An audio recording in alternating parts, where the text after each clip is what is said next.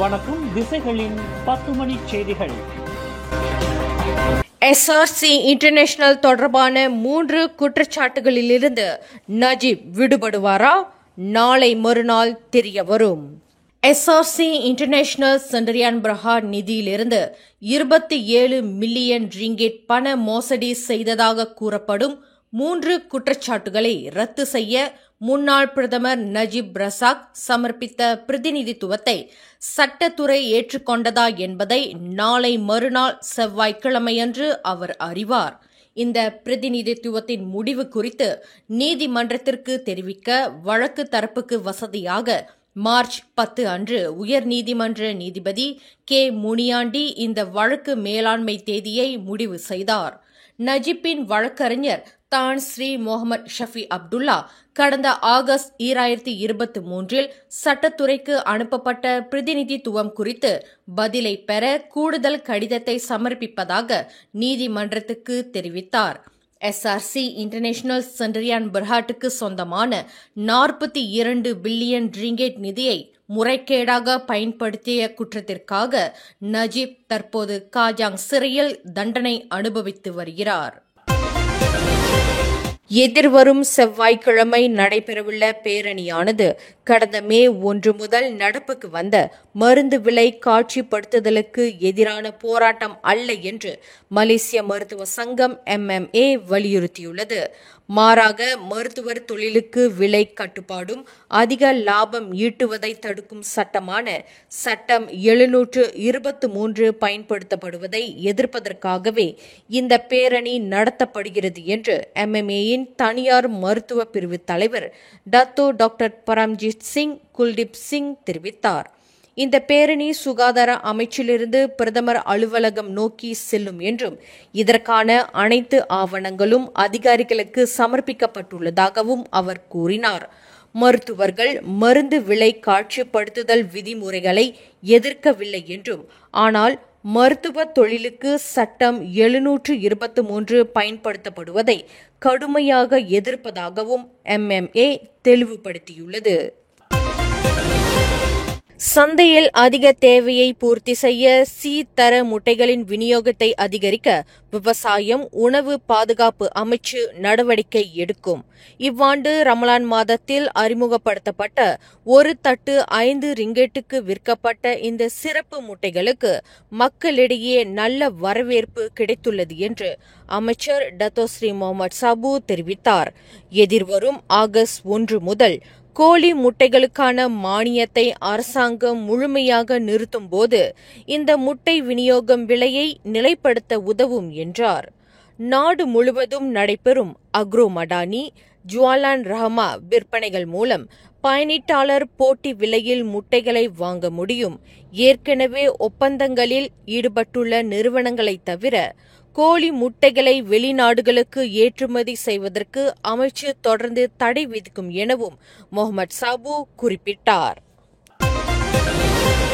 மே 1 முதல் நடப்புக்கு வந்த மருந்துகளின் விலை கட்டுப்பாட்டையும் அதிக லாபம் ஈட்டுவதை தடுக்கும் ஆணையின் இணக்க நிலை மன நிறைவளிக்கும் வகையில் இருப்பதாக சுகாதார அமைச்சர் டத்தோஸ்ரீ டாக்டர் ஜுல்கிஃப்லி அஹமட் தெரிவித்தார். மருந்துகளின் விலையை காட்சிப்படுத்த தவறினால் முதல் 3 மாதங்களுக்கு தனியார் மருந்தகங்களுக்கும் கிளினிக்குகளுக்கும் அபராதம் விதிக்கப்படாது என்றார் அவர். அனைத்து தரப்பினருக்கும் மருந்துகளை காட்சிப்படுத்துவது தொடர்பான விவகாரங்களும் அதை எவ்வாறு செய்வது என்பது குறித்து தெளிவாகவும் நன்கு அறிந்திருக்கவும் 3 மாதங்கள் தேவை என்றார். அனைத்து தனியார் சுகாதார நிலையங்களும் இந்த ஆணையை வெற்றிகரமாக செயல்படுத்துவதில் சுகாதார அமைச்சுடன் இணைந்து செயல்பட வேண்டும் என்று டாக்டர் ஜுல்கிஃப்லி நம்பிக்கை தெரிவித்தார். 2025 ஆண்டு தீயணைப்பு சேவை சட்ட திருத்தத்தை அரசாங்க அரசிதழ்களில் வெளியிடுவதற்கு முன்பு பேரரசர் சுல்தான் இப்ராஹிமிடம் வீட்டு வசதி ஊராட்சி மன்ற அமைச்சு சமர்ப்பித்துள்ளது. கடந்த மார்ச் 5 மக்களவையிலும் மார்ச் 23 மேலவையிலும் நிறைவேற்றப்பட்ட இந்த சட்ட திருத்தம் தீயணைப்பு மீட்புத் துறையின் மேலாண்மையையும் கட்டுப்பாட்டையும் மேம்படுத்துவதை நோக்கமாக கொண்டுள்ளது என அமைச்சர் ngா கோமெங் தெரிவித்தார். இந்த மேலாண்மையில் தன்னார்வ தீயணைப்பு படைகள், தீயணைப்பு படை மாணவர் அணிகள், தனியார் தீயணைப்பு படைகள், தீ பாதுகாப்பு ஆலோசகர்கள், ஆலோசனை நிறுவனங்கள், தகுதி வாய்ந்தவர்கள், தீ பாதுகாப்பு குத்தகையாளர்கள், பதிவு செய்யப்பட்ட பயிற்சி வழங்குனர்கள், பயிற்றுனர்கள், தீயை எதிர்த்து போராடும் கருவிகள் ஆகியவை அடங்கும் என்றார் அவர். ஊடகத்துறையில் செயற்கை நுண்ணறிவின் பயன்பாட்டிற்கான வழிகாட்டுதல்களை உருவாக்க NUJ எனப்படும் தேசிய பத்திரிகையாளர் சங்கத்தை சந்திக்க தகவல் தொடர்பு அமைச்சு தயாராக உள்ளது என்று அமைச்சர் ஃபாமி ஃபசீல் கூறினார். தவறான தகவல்களையும் போலியான செய்திகளையும் பரப்புவதில் AI தவறாக பயன்படுத்தப்படுவதால் ஏற்படும் பாதிப்புகளை தவிர்த்து ஊடகங்கள் AI-யிலிருந்து பயனடைய வேண்டுமென்றால் தெளிவான வழிகாட்டுதல்களும் சிறந்த புரிதலும் அவசியம் என்று ஃபாமி தெரிவித்தார். NUJ ஊடக நிகராளிகள், அரசு சாரா நிறுவனங்கள், பத்திரிகையாளர் சங்கங்கள் ஆகியவற்றுடன் ஆழமான விவாதத்திற்கு தாம் தயாராக இருப்பதாகவும் இந்த வாரம் NUJ-வை சந்திக்க முயற்சிப்பதாகவும் அவர் கூறினார். ஊடக தனியுரிமை குறியீட்டில் மலேசியாவின் தரவரிசை மேம்பட்டிருந்தாலும் ஊடகத்துறையில் உள்ள சவால்களை எதிர்கொள்வதே அரசாங்கத்தின் முன்னுரிமை என்றும் பத்திரிகை தனியுரிமைக்கு பொது ஒழுங்கை சீர்குலைக்கும் தவறான தகவல்களை கட்டுப்படுத்துவதற்கும் இடையே அரசாங்கம் சமநிலைப்படுத்த வேண்டும் என்றும் அவர் கூறினார். ஒரு ஸ்டார் இல்ல, 2 ஸ்டார் இல்ல, ஒரே இடத்துல பல திரை நட்சத்திரங்களுடன் 17th Annual Edison Awardsல Dine with Stars. Penang Spice Arena May 17 மாலை 5 மணி. உடனே டின்னர் டேபிளை புக் பண்ண மை டிக்கெட் ஏசியாவை விசிட் பண்ணுங்க. மலேசிய ஊழல் தடுப்பு ஆணைய தலைமையகத்திற்கு செல்லும் வழியில் காணாமல் போனதாக கூறப்படும் 39 வயது பமிலா லிங் யூ என்ற பெண் தொடர்பான விசாரணையை ஆணையம் காவல்துறையிடம் ஒப்படைத்துள்ளது.